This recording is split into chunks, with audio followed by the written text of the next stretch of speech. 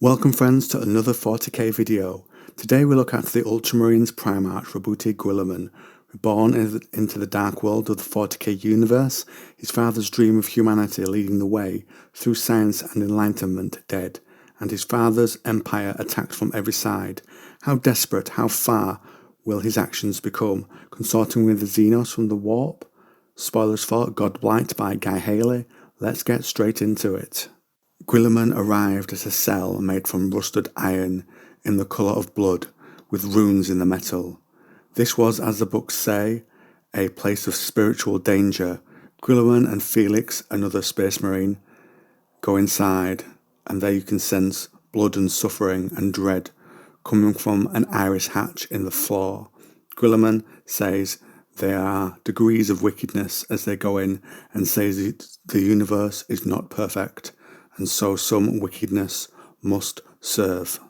An Eldar was also there, a Farseer of Ulthaway. I'm going to try and pronounce this, Ileana Nateza, who says the Xenos will answer Guilliman, but warns about the lack of truth that he will hear.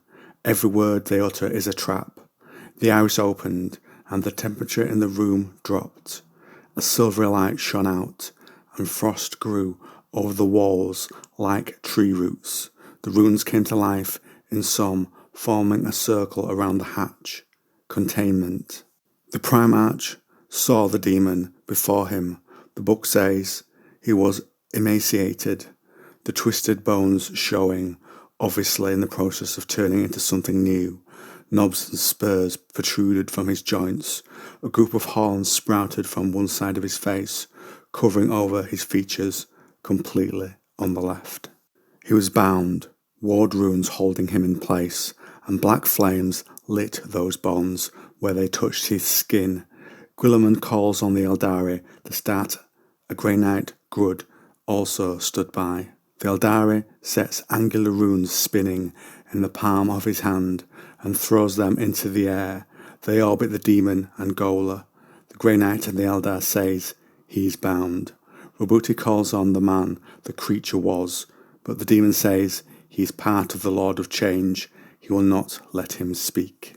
The Grey Knight speaks a litany, and the demon screams as he speaks its name. Guilliman says he's not a fool and knows the creature's true name, and that he will obey. The human is allowed to speak and begs to die. The demon returns, and its eyes do a complete rotation, and it again refuses to speak what Guilliman wants to hear. Guilliman negotiates and says he will talk, and then the Emperor's sword will end him, but he must speak before that. You will speak and damn your master. Mortarion serves Nurgle, another demon prince. So the demon and Mortarion serve different creatures, which is why this is a point that Guilliman can push him on. Guilliman then asks his question. What is his traitor brother's plan? Mortarion is Guilliman's traitor brother. Roboute says his brother is the sworn enemy of this creature's master, so he should speak the plans in a last bit of service to him.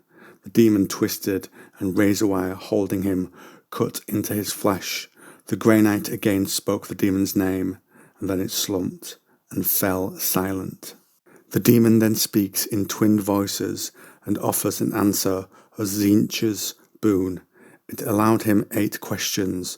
It says Mortarion wants Guilliman dead, using the demon tells him by disease in honour of his god Nurgle, Lord of Blights, the master of 7 and 3.